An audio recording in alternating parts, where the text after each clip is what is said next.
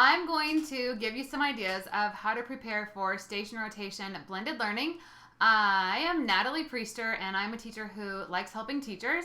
I prepared this little workshop for participants in my Teachers versus Zombies, an Introduction to Station Rotation blended learning session that was at the ASTE conference up in Alaska about a month ago. And I had participants come in and they learned about station rotation, and then they did a little simulation, and I wanted to give them a follow-up, to give them a review. And so, hey to my Alaskan educators, if you're watching live or the recorded version, and let's get started. Okay, so first thing, I'm just going to jump right into this, and hold on. Okay. First thing I want to do is just jump into, like, how do you get started with station rotation? There's a lot of information floating around online, like, kind of showing you station rotation, and there's books on it. But if you're like me, you're like, just give me the cliff notes. I need to get started with this. What do I have to do? What are the steps? So here's the steps. First thing is to pick your standards lesson content for whatever you are going to teach. So figure out what you're going to work with. And I would suggest focusing on, like, one objective for a whole set of rotations. So pick whatever you're going to work on and set that up. And it's like, okay, so my students are going to learn about plot. And so they're going to learn about that at all of the stations. My goal for, say your stations are going to run through the week, right?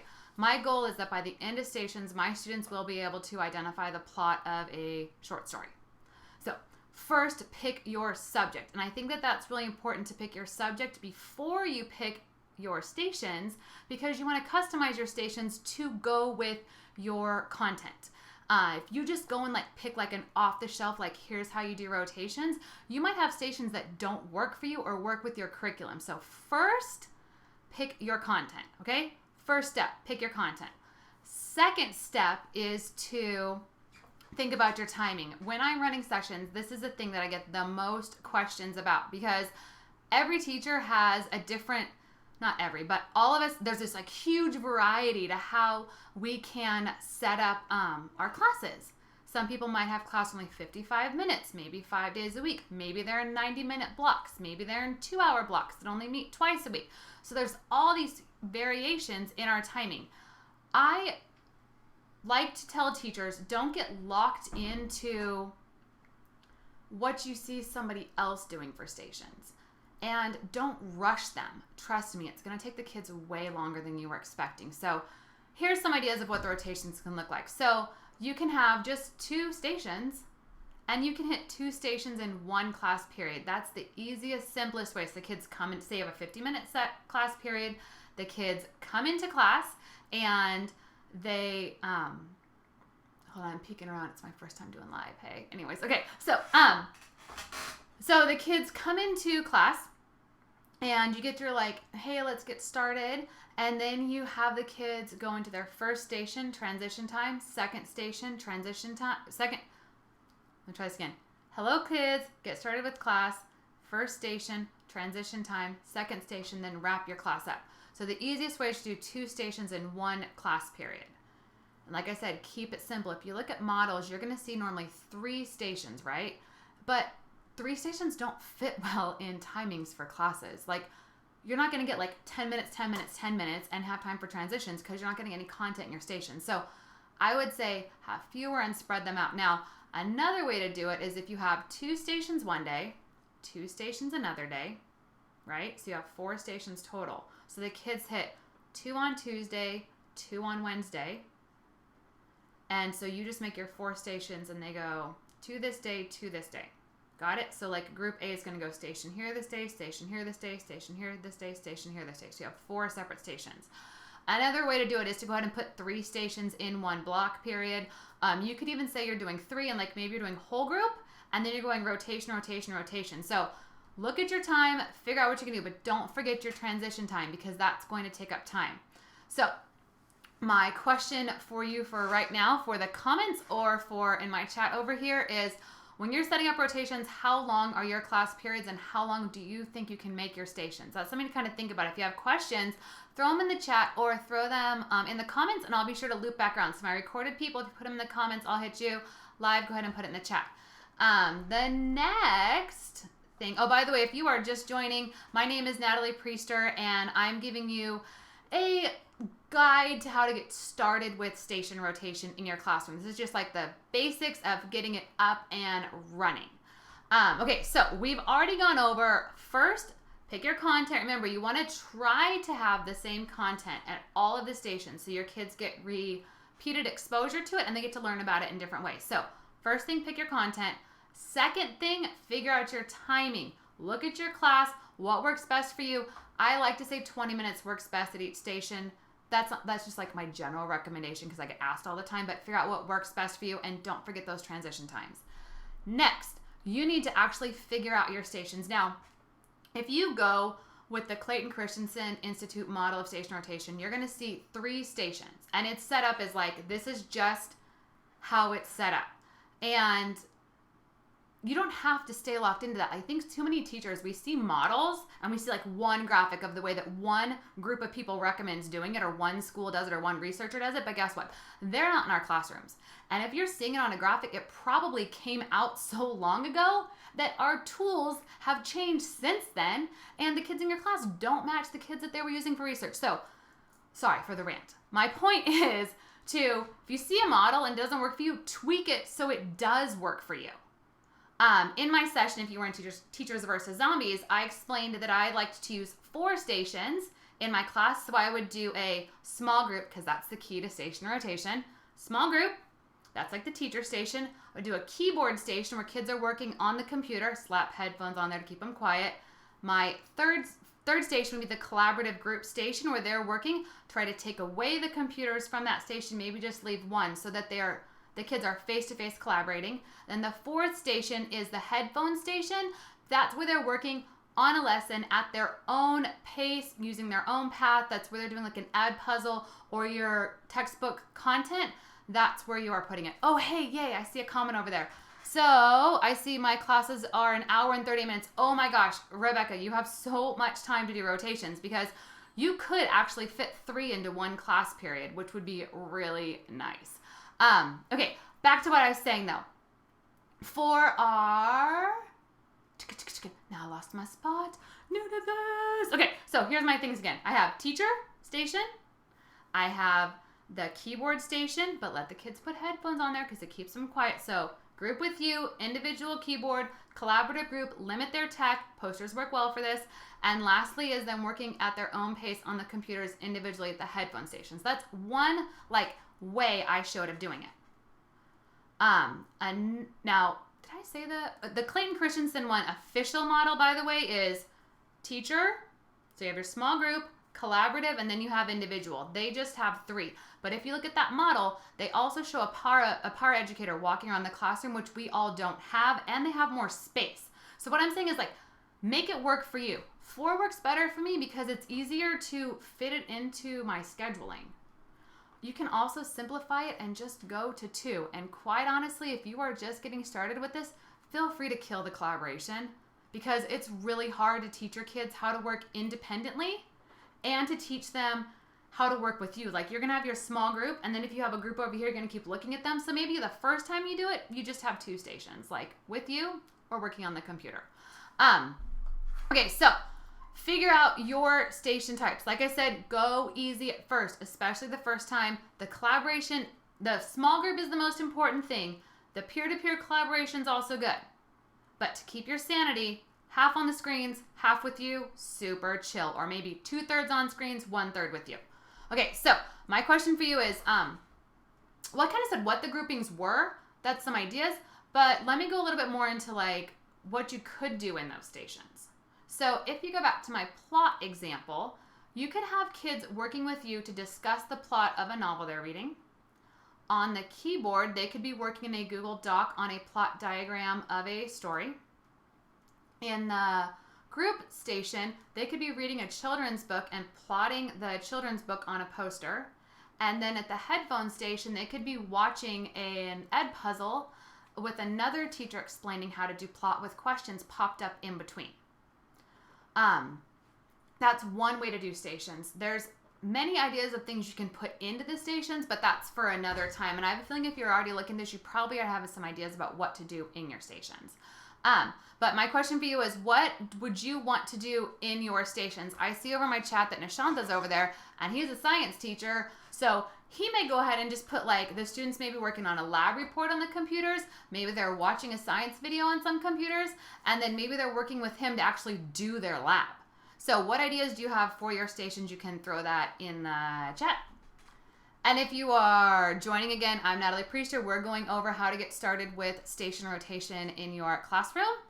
And we've already gone over, so you need your content, your timing, you have to figure out your stations, be intentional, keep it simple. And now while we're on the topic of keeping it simple, here's my fourth thing for you, and that is to keep your directions simple. When I first started with station rotation, I had a lot more time on my hands. I know how to write these like really elaborate directions on Google Docs and post them on Classroom and have all these details. Like, my kids were not going to read all of that stuff. They were high schoolers, but still, that was a lot of words that I put on paper. Now I'm in middle school, and now I'm a mom, and quite honestly, I keep things really simple. Sometimes my station directions are seriously a poster with bullets written on them. Like poster, tape, bullets, slap it on the wall, there it goes. So prepare your instructions, but keep them very, very simple. And what I've seen teachers who've attended my sessions do is they just write them like 2 or 3 words for the directions, and it keeps it way easier. So keep your directions very simple. Now I see over on the chat that Rebecca uses Study Sync. That would totally be a station. And you don't have to prep that station. Your directions are just Study Sync, go log in, go do your lessons, chill, done. You don't have to prep it. I think one key is to I think people think of station rotation like, oh my God, I have to prep 4 lessons. No. You have some that just keep going and keep going and keep going. Like maybe they're reading a novel. You don't have to write directions for that. So if you're using your online curriculum, you just tell them to log in and they go work on that. Because I want the most of your attention to be on that small group because that's where you're differentiating. Anyways, okay, going off on that. Let me get back over here. So post your directions up. Keep them super duper simple. Like the fewer words, the better, or else the kids aren't going to read them. Especially if you teach reading like me, they're totally not going to read it. So put your directions up. And then the last thing you need to do before you start rotations is to make sure you plan your groups. Now, I am a huge fan of homogeneous groups because I teach underserved youth. I teach kids who are normally way below their grade. They read way below grade level, or I have a huge range of abilities in my classroom. So I use the stations to differentiate, and I'm really intentional about setting up a culture in my classroom where it's okay that they're in same ability groups. Like nobody feels dumb, nobody feels stupid. I'm not tracking them at all because their groups change throughout the year. When I taught high school, my groups would change based on what we were working on. If we were reading, I used their reading scores. If I was doing a writing unit, I would use their writing scores, and I would talk very clearly to the kids about like, this is your scores. The scores tell me you need help on this, so I'm going to put you in groups. So when you come to me, I can help you with whatever it is. And in my high school class, this went from the kids reading novels to where with one group, I was discussing advanced themes in To Kill a Mockingbird. And with another group in small group, I was talking about like summarizing and comprehending I Am Najud. So that's like a huge spectrum of novels. If you're an English teacher, you'll get me. So I use the homogeneous groups, build the culture. I can talk more about that later, that culture building thing. But I keep them in their groups. So I use my data to form the groups. And I'm kind of a stickler. I tell them like, you need to follow, like I'm using the data, you have to stick with it. Okay, so tip to you, keep it in homogeneous groups or heterogeneous, but make your groups in advance. You could post your groups up, you could tell them their groups, you can give them names, try not to give them like cheesy names like ABC group, you can let them pick their own. My high schoolers got to pick their own group names. It's totally up to you, but get your groups made. So once you have these things done, you are actually pretty ready to get started with station rotation. So pick your subject first, then figure out the math of your timing, Then make your stations, but make your stations based on your content, not based on a model you saw somebody else make. Make it work for your classroom. Put in stations for your classroom. Just because it says collaborative station doesn't mean you have to do that. Put in what you need for your kids. And then put your directions up. Keep it very, very simple. Pick your groups, and then you're ready to start rolling this thing out. So that's my getting started. I see some comments over there I'm going to hit in a second. As a reminder, this session was a refresher for my ASTE participants. ASTE Teacher versus Zombies, Alaskan teachers, you guys rock because you teach in such interesting settings, and I'm so excited to see the work you do with station rotation to meet the huge range of needs for your kids in your classrooms, because you're doing all this work and like nobody knows, but secret to the world that I'll tell you, Alaskan educators rock. Okay. Oh, I do want to show you two things though. I have some highlights that I want to share with you from my Alaskan session participants. So I am going to go over here. Let me make sure I get this thing set up right. This is me being a newbie. I know this is like I should just talk and like you shouldn't know that I'm trying to figure this out, but I'll tell you. Okay. So transition this. So here's one example. This is from a teacher named Laura Davies, and this was her first station rotation. I love that she shared her work, and you can see her kids set up around the room. She has little ones right here working with her. One thing I like is like her teacher perspective lets her see the whole room. That's great classroom management. Second thing is she had student leaders at each of her stations. So she put the kids in charge of the directions at each group. So she would be able to, sorry, so the chat is getting distracted. Anyways, she put the kids in charge of each group so they could monitor themselves so she could focus on her small group instruction, which is the goal. So shout out to Laura Davies. Go follow her on Twitter. It's at Elsie_Davies to see an awesome teacher right there. I'll put the link to hers down below too. And then my other one actually comes from my Teachers versus Zombies Facebook group. That's a Teachers versus Zombies Facebook group. Feel free to join. It's a place for teachers who want to discuss and share ideas and get help for ways that they can build face-to-face relationships with tech. Now that does use a lot of blended learning, but it could also be as simple as like having a restorative circle or playing with your kids. So I post ideas here. Other teachers do too. If you need help, throw your thing here and we will help you. Anyways, okay, here we go. So I want to show you this teacher, Paula Todd Newton, and she made the cutest, let me see if I can get bigger. Look at this. This is how she just, remember I said keep the directions simple? She just put her directions here. She drew a picture and she put her kids' names in their groups. She wrote what they needed. Writing supplies helps. And that's the easiest way. The directions are just right here. It's so simple. My old, like when I was a new teacher, that like overachiever writing all the directions on docs, like I didn't have to do that. All I needed to do was just go in and just put directions somewhere. And then, okay, so that's two examples. So that's some examples of things that you can go ahead and take a peek at. Teachers I recommend that you follow. And if you have any questions, please add them in the chat. If you have any questions, add them in the comments below and I'll write back to you. I'm going to go hit the scan over here. Yes, you may use my video, Heather. Of course, if you need any more help, let me know. I already hit Rebecca's. So, how do you set up your classroom? I can go into that a little bit more now. That's been an adjustment for me. In my old classroom, I had really flexible seating in a big space with a small amount of kids. Right now I have a large amount of desks. Oh, let me flip this back. Transition camera. So, I had this empty space in my room and now it's more crowded. So, here's something I suggest. Kind of look at it to where your teacher station needs to be in a corner, and you need the kids, you need to keep the most of you mean teacher corner. Set your kids working on the computers kind of on the side so you can see them with your peripheral vision, and then keep your small group right in front of you. That's one way. Or put your kids right in front of you on their screens, almost like you're sitting behind them. So all the kids working independently have their backs to you so you can peek at their screens to kind of monitor that and then focus on your small group. I can go more into this, and if you look, I have an Instagram teacher. Let me see if I can get her logged in while I'm talking to you guys, whose room is beautiful for station rotation. Let me see if I can get it right here. It's Love and Read 180. I just found this teacher and I am so impressed with the work she's doing. Let me try to get it here.